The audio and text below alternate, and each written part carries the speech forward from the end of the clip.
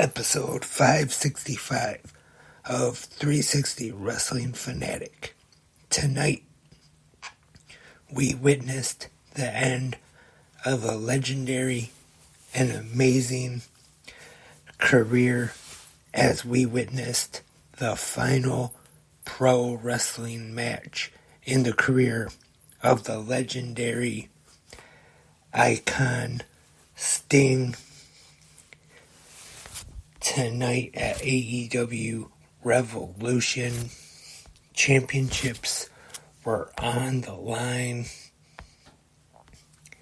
on a history-making night. Gonna be talking about tonight's card for AEW Revolution right here, right now, 360 Wrestling Fanatic.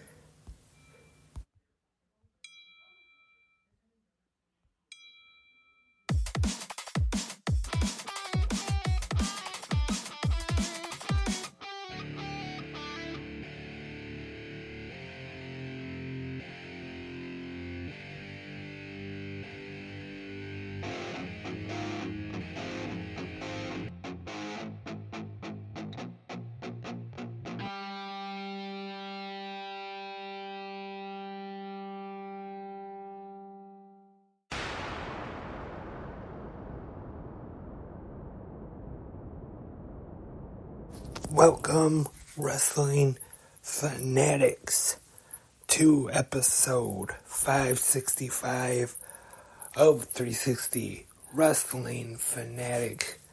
I am Lance Brock. This is Sunday, March 3rd, 2024. Actually, now it is March 4th, 2024. I just finished watching Tony Khan's media scrum after the history-making AEW Revolution pay-per-view. Right now it is 2:03 a.m. while I'm recording. Not too surprised with what time I was able to start recording the podcast tonight. Not really too bad. I did expect, with tonight being such a big night for All Elite Wrestling, Sting's final pro wrestling match, I actually kind of expected it to go even longer. But luckily it didn't go too late. And so we are going to talk all about AEW Revolution tonight. I don't know why I say we, it's just me on here. But before I get into the Revolution recap, I just want to talk about Sting, since this was his final pro wrestling match tonight. I have been a fan of pro wrestling just about my whole life, and I say that because I know wrestling fans get asked a lot about how old were they when they became a wrestling fan. And I'd have to say that I'm not even sure what my exact age was when I first became a fan, when I first fell in love with pro wrestling. But I know that I was very young. I remember my dad sitting on the couch and he had me on his lap. I don't know if it was my first match that I ever saw or not, but my dad mostly watched the NWA and WCW. And when I was growing up, I was a Hulkamaniac. Macho Man, Randy Savage, The Undertaker, they are definitely on my list of favorite wrestlers of all time. But I would have to say my first favorite wrestler, and still, if I had to choose just one that I had to say was my number one favorite pro wrestler of all time, it would definitely be Sting. And I'm not just saying that because he retired tonight. If you're a regular listener of 360 Wrestling Fanatic, I am sure you have heard me talk about how Sting has always been one of my favorite pro wrestlers. I mentioned Undertaker, Macho Man, Hulk Hogan before, but I'd say before I was a Hulkamaniac, before The Undertaker was one of my favorites, even before Macho Man, Sting was my guy. And I've watched him ever since I've been a fan. Like I said, WCW up until March 2001, March 26, 2001, which the day before, unfortunately, was a tough day for me.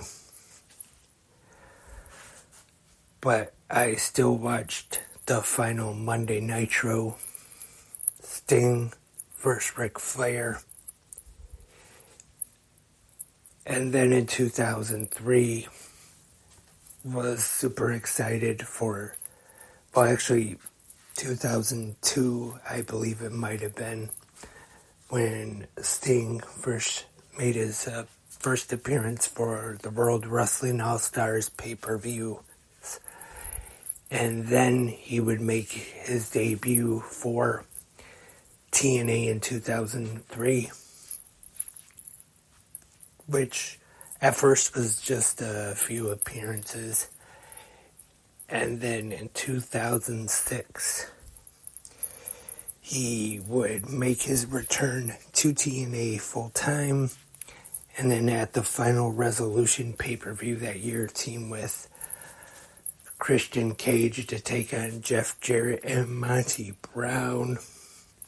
And then he'd stay there for quite a while. He always used to tell the story how he would just sign for 1 year, and then TNA president at the time, Dixie Carter, would end up talking him in to re-signing for 1 more year. And then he had a run in WWE, of course, which I'm sure most fans weren't the most happy with, of course, which ended up him losing to Triple H at WrestleMania.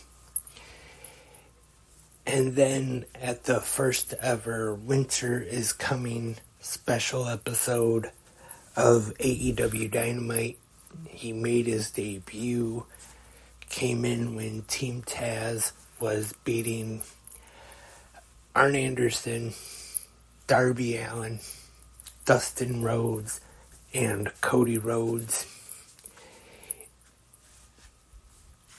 At the time, I honestly don't think there was any real rumors about him joining AEW. There may have been maybe a tiny little bit, but I'm going to say there were really enough rumors or anything to actually expect that it was going to happen that night at Daly's place. Then it did.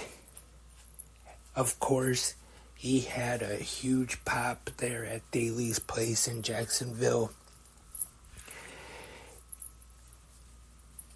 And it was great hearing Tony Schiavone on commentary yell, "It's Sting!" I know I definitely don't do it as good as Tony Schiavone does. But then this run he's had in AEW with Darby Allin, even though he was undefeated, well, don't mean to spoil what happened tonight, but he wasn't selfish. He wasn't here in AEW just to make his career better, just to get himself over. He helped Darby Allin. It's like he was in AEW to help Darby, to help the younger guys, the future talent in the wrestling business get over. And definitely not surprised though.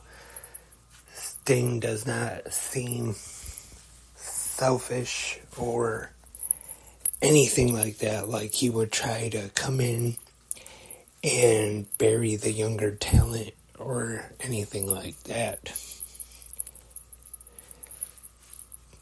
But once again, Sting, I know he's not listening to this, and I know a lot of people on social media have been using the hashtag, but I would like to thank Sting and say thank you, Sting, for the memories and all the great matches in your career. And unfortunately, I'm old, 40 now, but I would say almost all of my life I was a little stinger, and now I still am a little stinger. No matter how old I am, I will always be a proud little stinger, and I'm sure there are a lot of wrestling fans all over the world that agree with me and will always be little stingers too, no matter how old they are. But now, like I said, it is after 2 a.m. So let's get into the recap of tonight's AEW Revolution pay-per-view. And we start things off with the 0 Hour, hosted by the remarkable Renee Paquette and RJ City. At first, we show video packages and interviews getting ready for the big pay-per-view tonight. And we have our first match on 0 Hour. And it is the Bang Bang Scissor Gang taking on the King of the Mountain, Jeff Jarrett, with his wife Karen, Jay Lethal, Saddam Singh, Willie Mack, and Private Party. And I have to admit, this match was actually quite a bit better than I thought it would be. I thought, a 12-man tag, it's gonna probably be kind of messy, maybe a little junky, just thrown together. But this was actually quite an entertaining match. And for a pre-show match, sometimes you don't always expect to see the best matches. And I'm not saying this was the best match of the night, but this was actually quite a fun match, and I enjoyed it. And the finish sees Jay White pin Willie Mack. Not complaining, but I have to admit one thing. I just thought it was kind of surprising that Willie Mack, who mostly has been a babyface, all of a sudden is just teaming up with Jeff Jarrett and his faction. Private Party recently turning heel, but Willie Mack most of the time a babyface, teaming with Jeff Jarrett's team, or as RJ City referred to them as, Karen Jarrett's Tupperware Party. And next up on 0 Hour, we get a video package. Once again, he's coming back. Pac coming back to AEW. This was a pretty good video, I thought. And big fan of Pac. Hope this time that he is back to stay. Has had a lot of great matches since he's been in AEW. Hopefully, when he comes back to television, it'll be the same. Women's tag team action is next on 0 Hour, and it is Willow Nightingale and Chris Statlander. Wes Dolke halfway in their corner. Or actually, he was on commentary during the match. But they are taking on Sky Blue and honoring the House of Black, the AEW TBS champion, Julia Hart. Another match here on the 0 Hour that I thought was a fun match. Really good match here. And Nightingale and Statlander get the win when Willow pins Blue. Again, I thought this was a pretty good match. The TBS champion Julia Hart was not pinned, but Sky Blue was pinned by Willow Nightingale. Before this build-up for the match, kind of seemed like maybe Chris Statlander would want to challenge Julia Hart for the TBS champion, but since she got the pin in this match, could we possibly see Willow Nightingale challenge Julia Hart for the TBS championship? I think that actually could be a pretty good idea. Big fan of Willow Nightingale. Definitely would love to see her with the TBS title. Now, on to the main card, the pay-per-view AEW Revolution 2024. And Revolution is live from Greensboro, North Carolina, at the Greensboro Coliseum.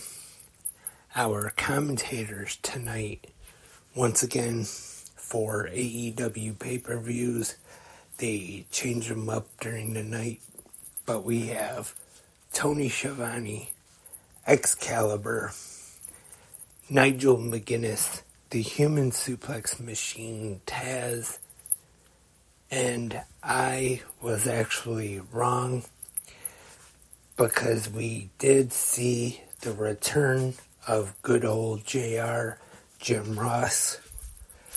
He was able to make it to Revolution, and he called the last 2 matches of the night. It definitely was good to see JR there to call Sting's final match. I thought on the newest episode of Grillin' JR, the way Conrad made it sound is that he might not have been able to be there after the most recent surgery, but he was. And I forgot to mention during the 0 Hour, we also got David Crockett joining Tony Schiavone a couple times.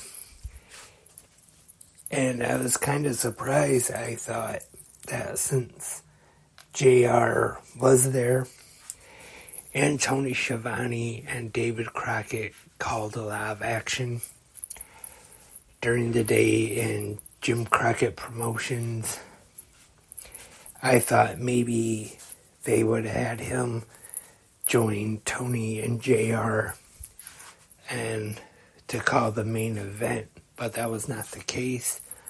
But still, I thought Excalibur did a great job, as always.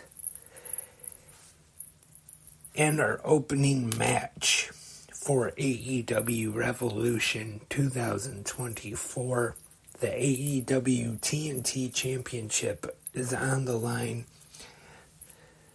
The Patriarchy, Christian Cage, taking on Daniel Garcia. Christian Cage has the Patriarch in his corner. Killswitch, Nick Wayne, and Mother Wayne, which you would expect. They did get involved, but Daniel Garcia worked a great match against Christian. An amazing performance. And I just want to say, just have a warning right now, right at the beginning of the recap, is you'll probably hear me say this a lot, and that is match of the night candidate for, you might, like I said, you might hear me say that a few times, maybe even match of the year candidate, who knows, but I'm just warning you right now that you're probably going to hear me say that quite a bit, that this is definitely maybe a pick for match of the night, a match recommendation, but it was just that great.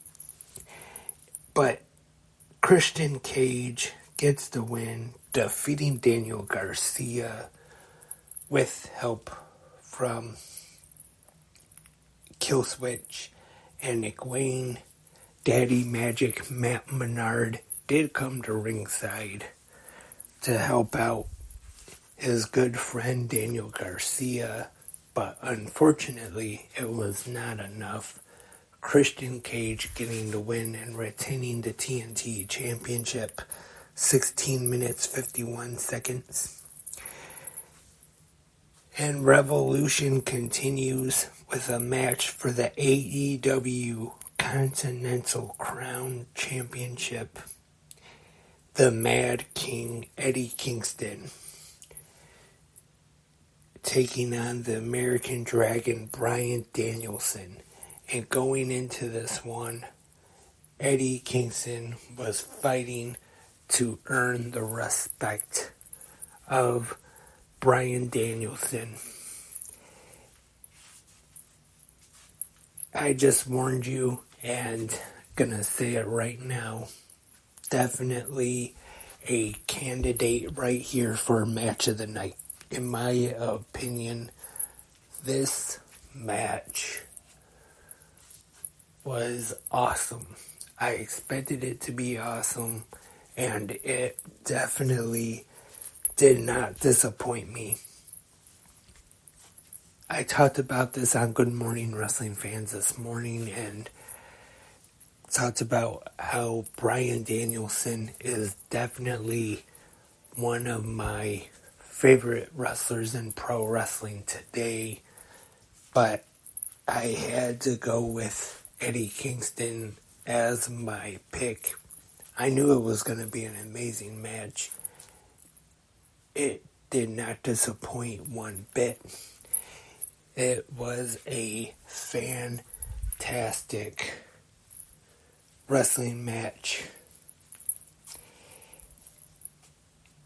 And there was an upset victory. Eddie Kingston defeating Bryan Danielson to retain the AEW Continental Crown Championship. 19 minutes, 45 seconds after the match. Eddie Kingston wants the handshake. He wants the respect of Bryan Danielson so bad. At first, it kinda not so sure if we are going to get that respect, that handshake from Bryan Danielson. And after the match, while this is going on, I think Nigel McGuinness does a really good job. Talked about how Bryan Danielson was there at the start of Ring of Honor. And if he didn't shake the hand of Eddie Kingston, he would be disrespecting that. Then eventually, Danielson does shake the hand of Eddie Kingston, showing him the respect. I don't know if this feud will be continuing, but let me just say, I definitely would not mind another match between these two great wrestlers. Danielson and Kingston. Could definitely watch these two great wrestlers go at it every day and not get tired of it, not get bored.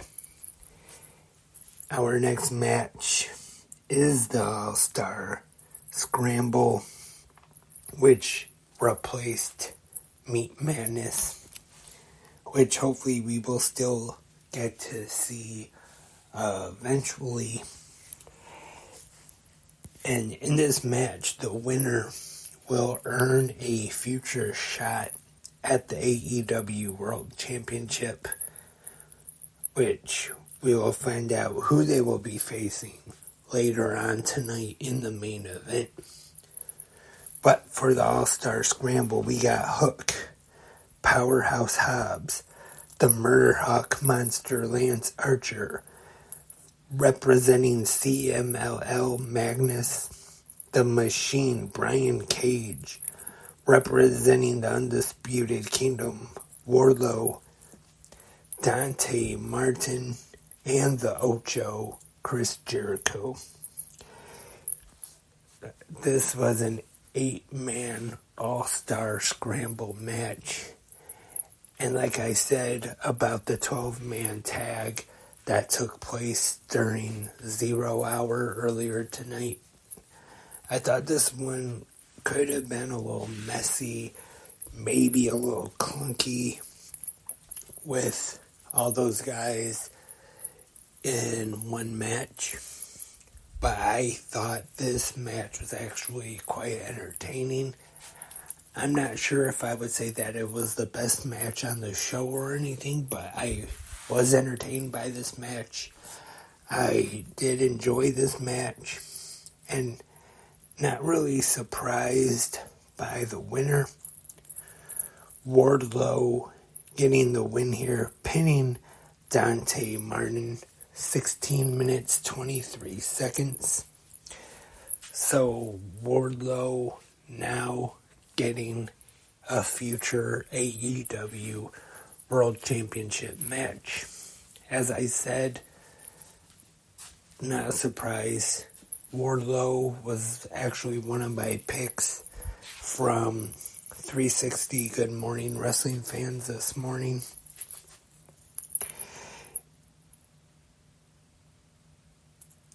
And next up, the AEW International Championship is on the line. The AEW International Champion, freshly squeezed Orange Cassidy, taking on Undisputed Kingdom member Roderick Strong. This has been Orange Cassidy's second reign as the AEW International Champion. I really enjoyed the video package building this match up. Talked about it being the workhorse championship of AEW. During his first reign, he faced anybody. I forget how many title defenses he did have, but the angle was where after each defense of the championship, he was weakened just a little more, then eventually losing the title to Jon Moxley. And unfortunately, tonight, freshly squeezed Orange Cassidy lost the AEW International Championship to Roderick Strong. And then after the at 12 minutes 54 seconds, then after the match, we see the return to All Elite Wrestling of Kyle O'Reilly. He has been gone for quite a while. He's been absent from AEW. And you see him come back. He's in the ring with the rest of the Undisputed Era. And at first, it appears that he's going to join them, be a part of the Undisputed Era. Really have no reason to think he wouldn't be. And they offer him a shirt, and he turns it down, looking very emotional, like he was about to start crying. And then he walks away, leaves the ring, and when he is going up the ramp, he's facing them the whole time. So, kind of teasing anyway that maybe he won't be with the Undisputed Kingdom. But we will just have to wait and see. Tag team action up next on Revolution. FTR taking on the Blackpool Combat Club. Jon Moxley and Claudio Castagnoli representing the Road Warriors, the Legion of Doom, with the shoulder pads and the spikes, which I thought was quite the nice touch. FTR always talking about how they respect the tradition of tag team wrestling. And don't get me wrong, they do. I know they do, but I just thought it was pretty awesome. Jon Moxley and Claudio coming out with the Road Warrior shoulder pads and the spikes. Once again, I have to say it. Definitely a candidate for match of the night. Tag team wrestling at its finest. A great match between FTR, possibly one of the best tag teams in the world of pro wrestling today. Jon Moxley and Claudio Castagnoli definitely work great as a tag team representing the BCC, which at one point during this match, we had both chants going back and forth, FTR and BCC. And that's another thing I want to say about tonight at Revolution. I've heard some people say Wednesday night Dynamite, the crowd in Huntsville was kind of a little quiet and maybe out of the action on Wednesday night. But you can definitely not say that about the crowd in North Carolina tonight. They were loud for pretty much every match on the card. And great tag team match. We saw an awesome Doomsday Device with Claudio hitting the elbow, which was just amazing. And in the end, it is the Blackpool Combat Club, Moxley and Castagnoli getting the win, defeating FTR, 21 minutes, 51 seconds. Fantastic match. Definitely one of the best matches of the night. Next up, the AEW Women's World Championship. The champion, Toni Storm, timeless Toni Storm, I should say, taking on the virtuosa Deonna Purrazzo. This is one I was looking forward to. And for her entrance, it looks like we have maybe seen a transformation from timeless Toni Storm to the old Toni Storm. Or at least it looks like that anyway.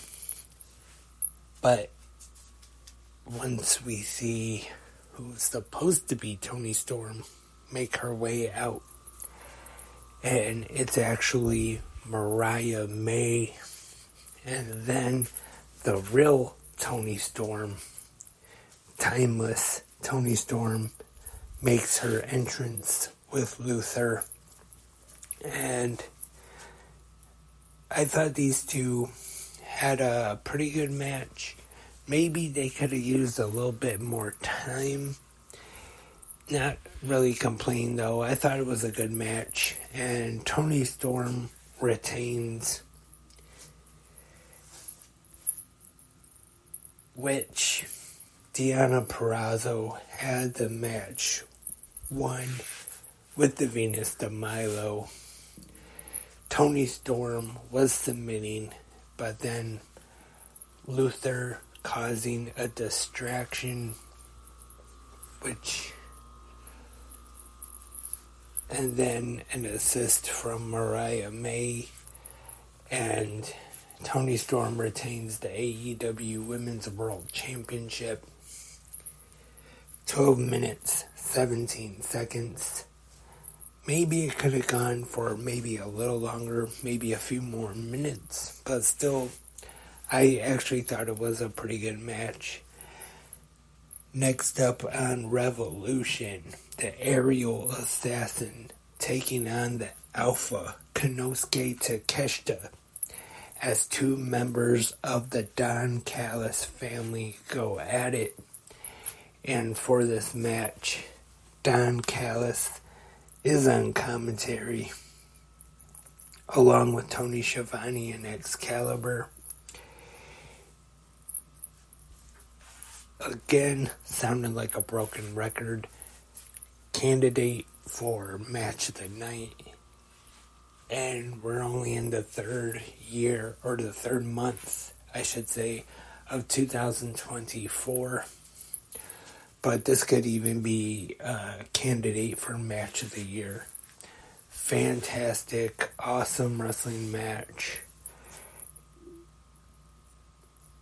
Ospreay getting the win, defeating Takeshita. 22 minutes, 1 second. And there were times in this match where it looked like it could easy for me to say. Looked like it could go either way. And Ospreay getting the win. And then after the match, I thought possibly we could see the Don Callis family turn on Will Ospreay, see a babyface turn, maybe see him go on his own. But that was not the case. We saw some respect between Ospreay and Takeshita. And we see Kyle Fletcher of Aussie Open make his way to the ring. Good friend of Will Ospreay. Excalibur explains on commentary about how when Aussie Open was in England, they actually lived with Will Ospreay. And we find out that this Wednesday night on Dynamite we will see Will Ospreay go one-on-one with Kyle Fletcher. Once again, that is this Wednesday night on Dynamite on TBS. You don't want to miss that. Three-way match for the AEW World Championship is next. The AEW World Champion, the Samoan Submission Machine, Samoa Joe, taking on Hangman Adam Page and Swerve Strickland with Prince Nana. I thought this was a very good match. Possibly candidate for match of the night again. And the finish, I thought, was done very well. Samoa Joe getting the Kinkita clutch locked in on Hangman Adam Page. And I thought the commentators in this one did a great job of mentioning how it looked like Swerve was just about to go in there and break up the submission. And already during the build-up of this match, Hangman explained that he did not want Swerve Strickland to become the AEW World Champion. So they kind of discussed him being locked in the Kinkita clutch and not necessarily meaning the tap to the submission, but seeing that Swerve was about to come in and break up the submission, that he tapped just so Swerve Strickland wouldn't become the AEW World Champion. Thought it told a really good story. These three had a great match together. Still your AEW World Champion, Samoa Joe. 19 minutes, 52 seconds. And now it is time for the main event of Revolution 2024 for the AEW World Tag Team Championships. A tornado tag team match. The AEW World Tag Team Champions, Sting and Darby Allin, defending against Matthew and Nicholas, the Young Bucks. Sting's entrance was awesome. First, we see his son, Garrett, come out as the red, white, and blue Sting from the Great American Bash 1990, which I talked about on not only this morning, but other episodes of the podcast as well. That match between him and Ric Flair when he wore that red, white, and blue gear. Him beating Flair for the world title is one of my favorite all-time wrestling matches. Just seeing Sting win the world title. I was 6 years old at the time. And this entrance just brought back a lot of memories. And then his other son coming out with the red and black face paint of the NWO Wolfpack. The entrance was done great. And the match, of course, Texas Tornado rules. No DQs, no countouts. But the finish does have to happen in the ring, though. And right off the bat, Sting's two sons get involved, hitting stinger splashes on both Matthew Jackson and Nicholas Jackson. Would I say they were the prettiest stinger splashes I've ever seen? Well, maybe not. But to be fair, I don't believe they've had any pro wrestling training, so you can cut them some slack there. Still did, for not having any training or anything, I thought they still did a good job.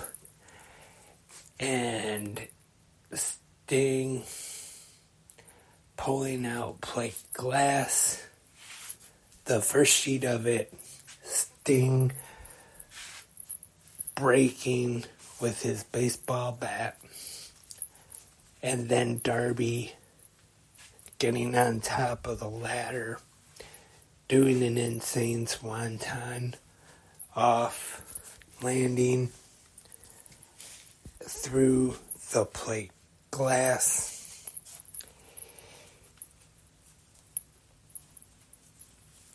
And let me just say, I don't think Jim Ross actually said this on commentary during the match, but like he used to say, there's probably somebody at home saying, oh, those wrestlers know how to fall.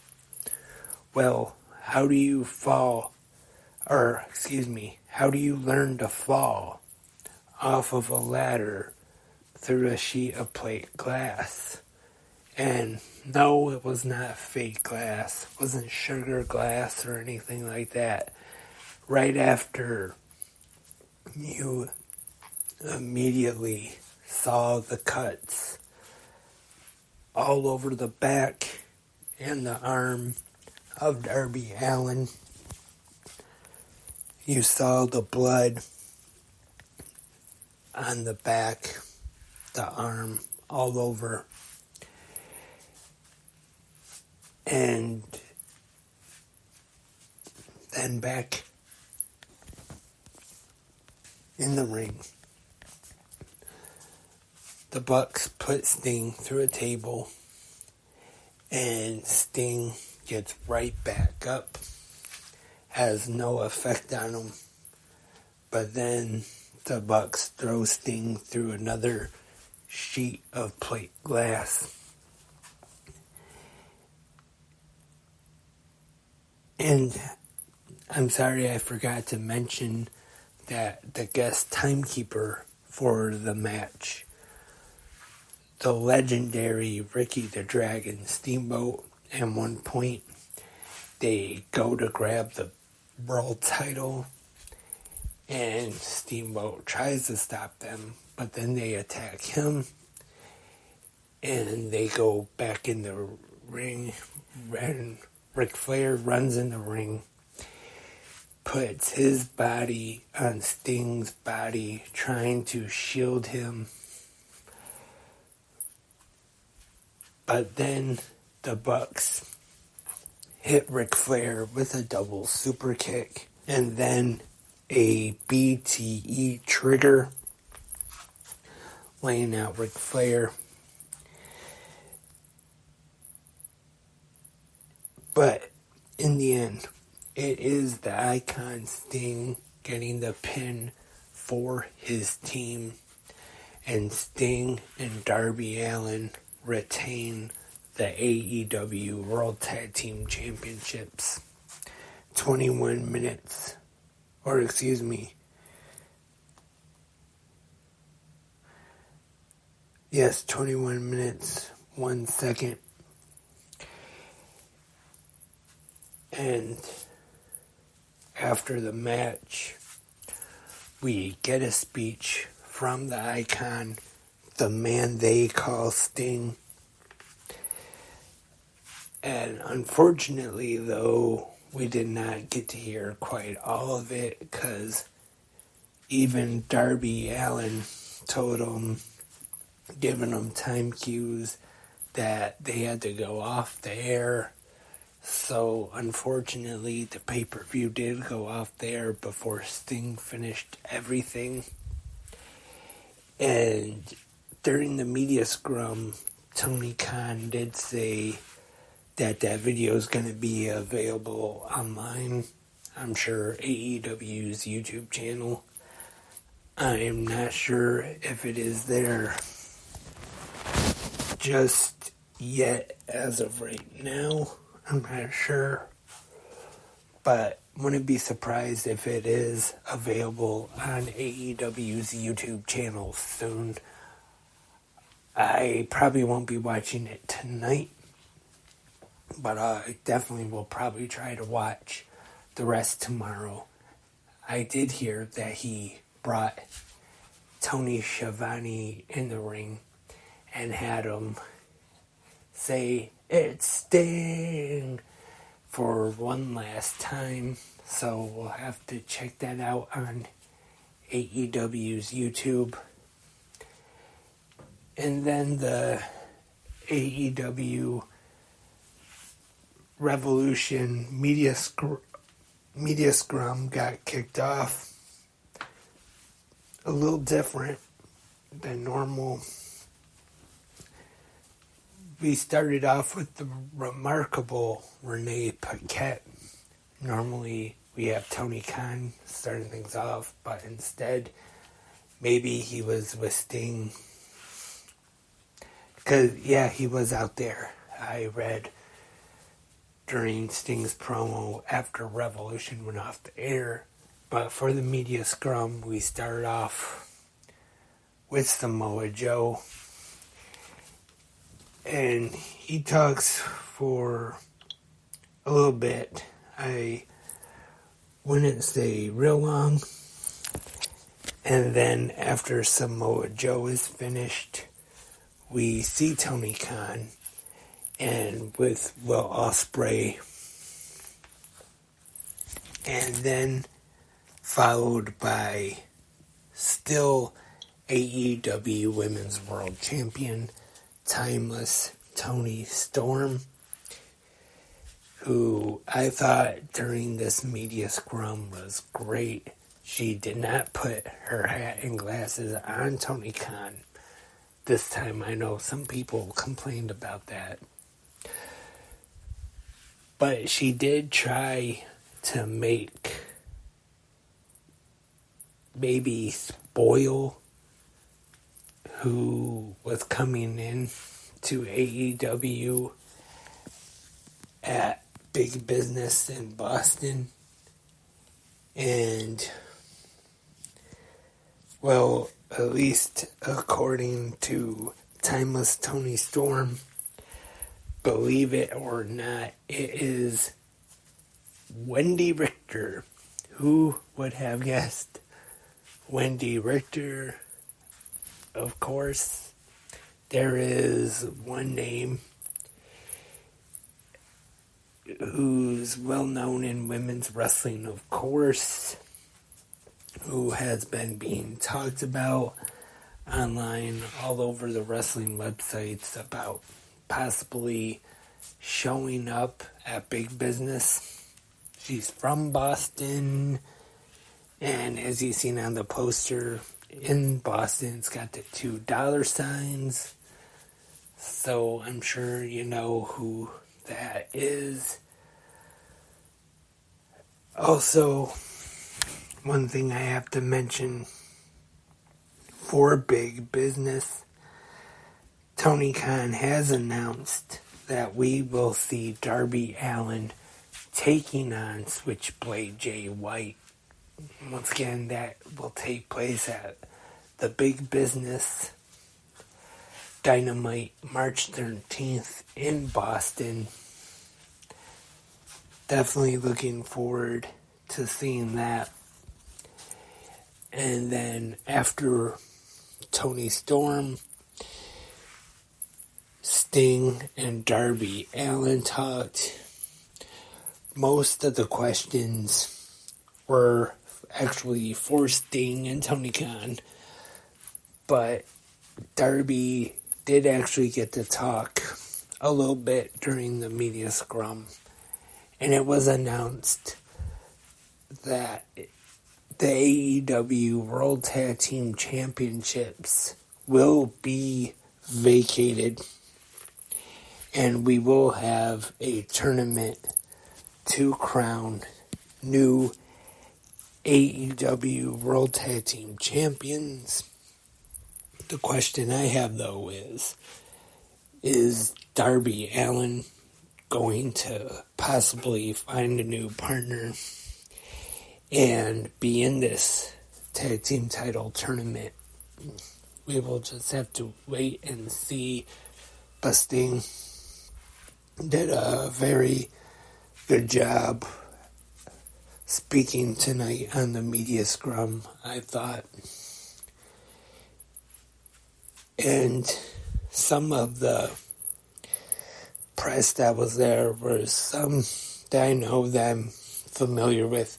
Keith Elliott Greenberg, of course, and Denise Elzado, and sorry for forgetting his name, but somebody from the Wrestling Observer, and they are in North Carolina, so actually Tommy Thomas from High Spots, if you are a fan of High Spots like I am, watch the virtual gimmick table on Thursdays.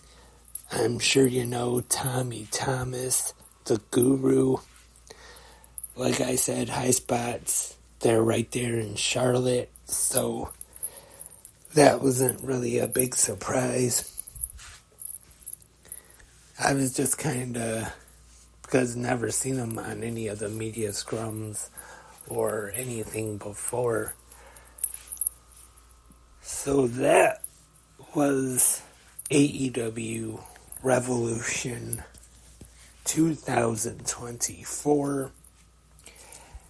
As I said, I was able to stay up for the whole pay-per-view, and not only that, but also the entire media scrum as well, which I talked about this at the top of the podcast, but there was no way I was going to miss Sting's last match. Definitely wasn't going to miss it. And once again, I just want to close the podcast by talking about the legend, the icon, the man called Sting.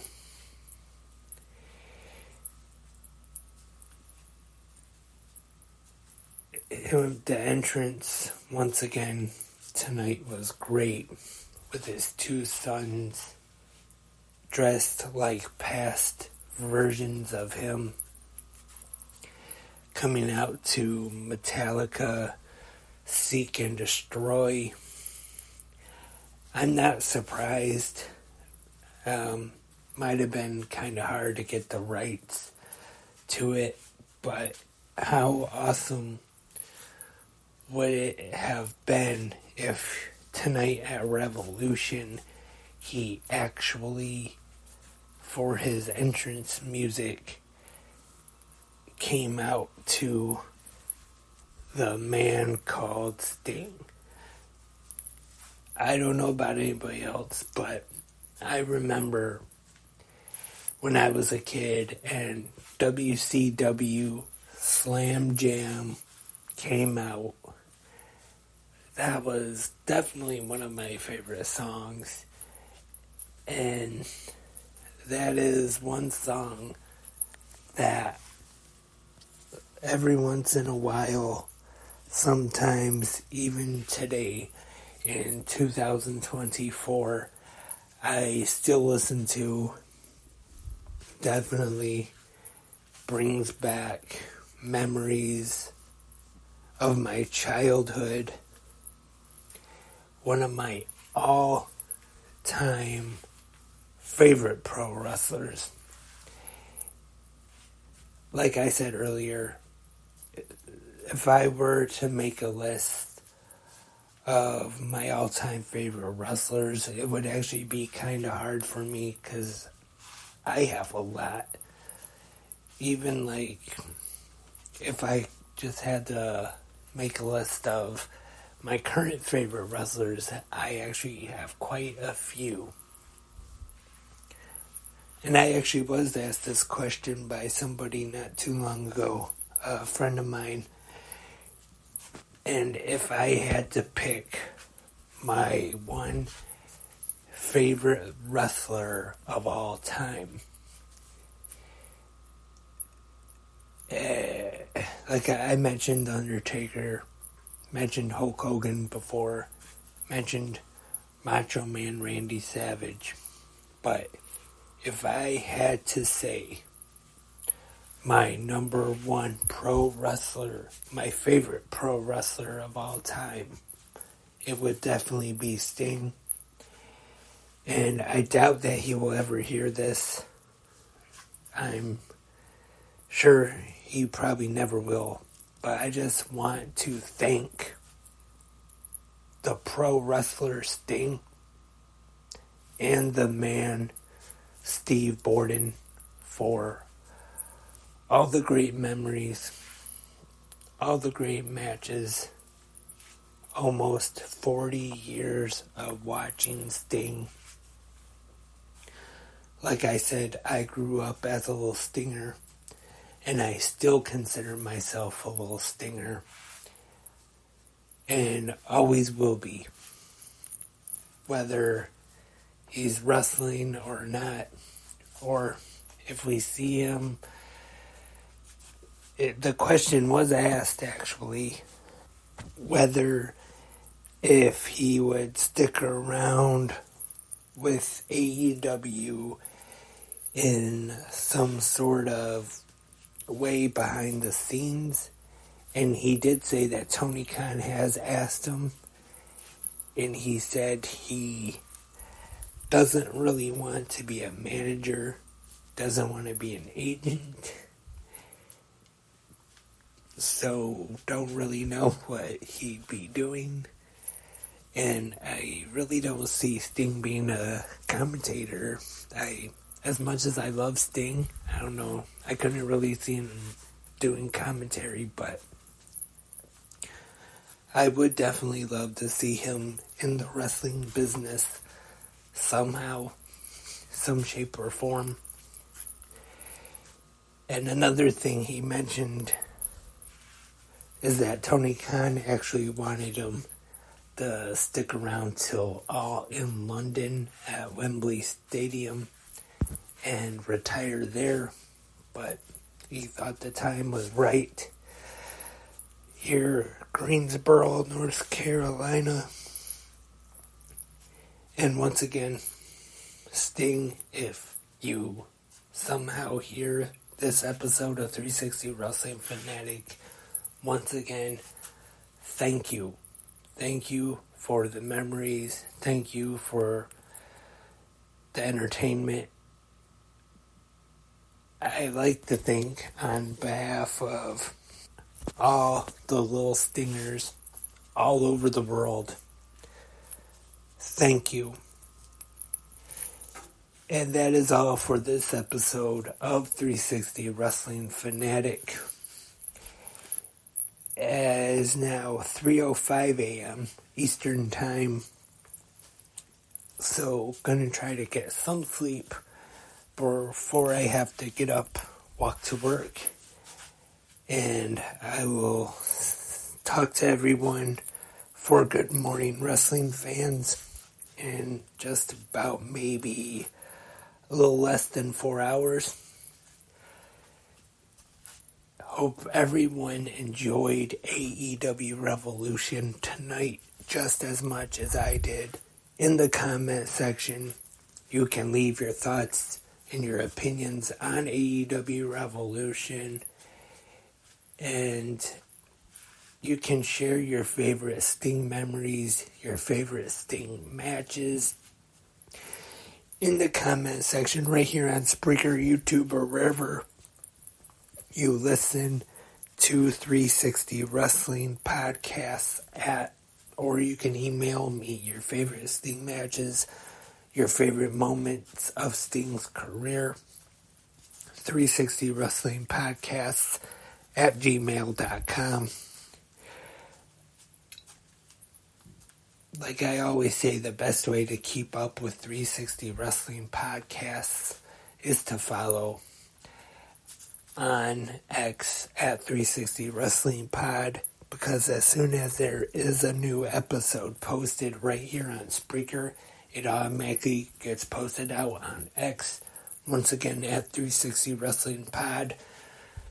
And don't forget Instagram and Threads, 360 Wrestling Podcasts. So if you have Instagram or a Threads, you can follow 360 Wrestling Podcasts if you want. Once again, that is all for 360 Wrestling Fanatic episode 565 for tonight.